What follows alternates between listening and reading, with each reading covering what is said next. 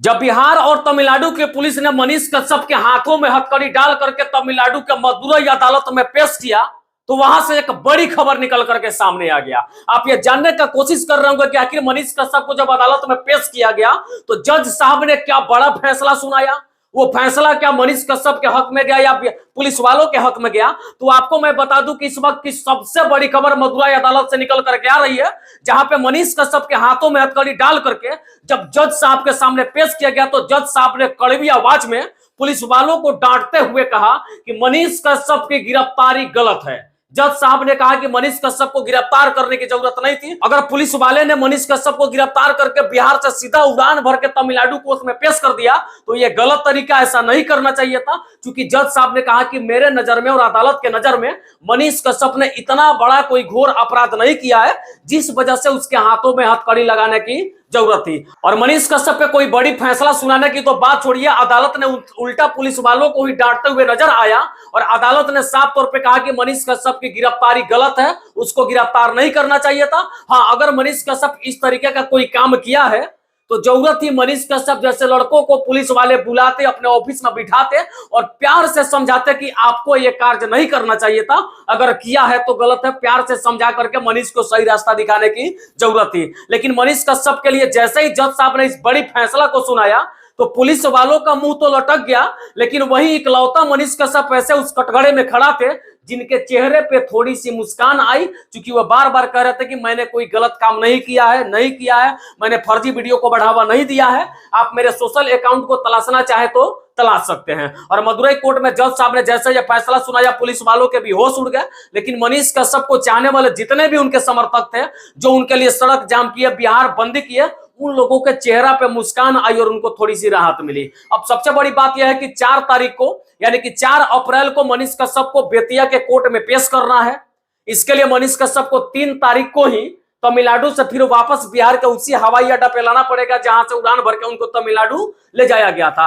अभी अदालत इस पे विचार कर रहा है, कोई इसके लिए बड़ा फैसला निकल करके सामने नहीं आया है कि मनीष कश्यप को वहां से छोड़ दिया जाए या रिमांड पे दिया जाए। रिमांड की बात करिए तो तमिलनाडु पुलिस जो है 1, 2, 3 दिनों का नहीं, अदालत से मनीष कश्यप से पूछताछ करने के लिए 14 दिनों का रिमांड मांग रही है। और जज साहब क्या रिमांड पे मनीष कश्यप को भेजते हैं या फिर उसी हवाई जहाज में बैठा करके मनीष कश्यप को वापस फिर बिहार भेज देते हैं, ये देखने वाली बात होगी। हालांकि 4 तारीख को मनीष कश्यप को जो बेतिया कोर्ट में पेश भी करना है, इस पे क्या कुछ अपडेट आती है हमारी नजर बनी हुई है। जैसे ही कोई बड़ी अपडेट मदुरई अदालत से निकल करके सामने आती है, एक एक पल की अपडेट हम आपको बताने का पूरा प्रयास करेंगे। लेकिन जाते जाते मैं सबसे पहले आपको बता दूं कि इस वक्त मदुरई कोर्ट से सबसे बड़ी फैसला निकल करके सामने ये आया है कि जज साहब ने मनीष कश्यप के गिरफ्तारी को गलत साबित कर दिया और गलत ठहरा दिया है। उन्होंने साफ तौर पे कहा कि मनीष कोई उतना बड़ा अपराध नहीं किया है जिस वजह से मनीष कश्यप को बिहार से उड़ा करके तमिलनाडु लाने की जरूरत थी। और जज साहब ने कहा कि मनीष कश्यप को गिरफ्तार करने की जरूरत नहीं। एक तरफ जैसे ही मनीष कश्यप को हवाई जहाज में बिठा करके बिहार और तमिलनाडु की पुलिस जो थी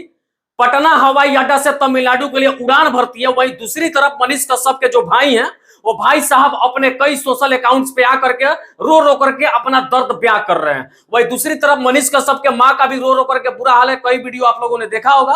और तीसरी सबसे बड़ी बात यह कि मनीष कश्यप के पिता जो कि एक फौजी हैं, वो फौजी भी अपना छुट्टी कश्मीर से लेकर के वापस बिहार चंपारण अपने गांव में जाकर के रो रो करके उनका भी बुरा हाल हो गया है। सब लोग रो रो करके सोशल मीडिया पे ये कह रहे हैं और अदालत से ये गुहार कर रहे हैं कि कब मेरे बेटा को अच्छी तरीके से फैसला सुना करके और बिना दोषी ठहराए हुए निर्दोष साबित करके अदालत वापस बरी करेगी। इस बात के लिए वे लोग गुहार लगा रहे हैं। दूसरी तरफ देखा जाए तो पुलिस वाले लगातार मुकदमा पे मुकदमा करके मनीष कश्यप को फंसाने का प्रयास कर रहे हैं। और तीसरी तरफ देखिए तो मनीष कश्यप के समर्थकों में भी काफी इस बात को लेकर के जोश खरोश के साथ वे लोग भी घुसाए हुए हैं और वे लोग भी अलग अलग जगहों पे सोशल मीडिया के अलग अलग अकाउंट से पोस्ट करके मनीष कश्यप का समर्थन कर रहे हैं। वही तीसरी और आगे भी देखा जाए तो कोई ऐसे बड़े बड़े चैनल हैं जो मनीष कश्यप के लिए खबरें दिखा रहे हैं और सोशल मीडिया के भी बहुत सारे पत्रकार इसमें लग करके हर एक पल के अपडेट दिखाने का प्रयास कर रहे हैं। लेकिन आज एक बार फिर मदुरई के अदालत ने साबित कर दिया कि सच में देश में सबसे बड़ा और सबसे सर्वमान्य अदालत ही है। अदालत में चाहे कोई कितना भी बड़ा गुंडा हो, भले वो अपराधी हो, रेपिस्ट हो या मर्डरर हो, चाहे वो बिहार पुलिस वाले हो या तमिलनाडु पुलिस वाले हो या कोई कितना भी बड़ा अधिकारी और नेता क्यों ना हो, अदालत के सामने किसी की बस नहीं चलती है। जब मनीष कश्यप के हाथों में हथकड़ी लगा करके बिहार और तमिलनाडु की पुलिस संयुक्त रूप से जब तमिलनाडु वापस लेकर के गई, वहां पे पूछताछ करने के लिए लेके गई, तो शायद उन लोगों को लगता होगा कि हम तमिलनाडु के जेल में ही मनीष कश्यप की जिंदगी को खत्म कर देंगे। लेकिन जैसे अदालत में पेश किया गया तो जज साहब ने एक ऐसा फैसला सुना दिया जिसे सुन करके मनीष कश्यप के चेहरे पे तो मुस्कान दिखा, लेकिन पुलिस वालों का मुंह लटक गया। जो सिंघम स्टाइल में बन के गए थे, वो विलेन की स्टाइल में रोते हुए अदालत से फिर वापस चले गए होंगे। बाकी यही बड़ी खबर मैं आपको दिखा रहा था। आगे इस पूरी प्रकरण से जुड़ी क्या कुछ अपडेट आता है, एक एक पल का अपडेट हम आपको दिखाने का प्रयास करेंगे। और जाते जाते फिर बता दें कि 4 तारीख को मनीष कश्यप को बेतिया के कोर्ट में पेश करना है। अब देखना यह होगा कि मदुरई का अदालत क्या फैसला सुनाता है। मनीष कश्यप को पुलिस वालों के लिए 14 दिनों के रिमांड पे देते हैं या मनीष कश्यप को उसी हवाई जहाज में बिठा करके बिहार पुलिस वापस फिर बिहार लेकर के आ जाती है। इस संबंध में जो भी अपडेट आएगा हम दिखाने का प्रयास करेंगे। आगे की और अपडेट के लिए आप जुड़े रहिए हमारे साथ। तब तक के लिए जय हिंद।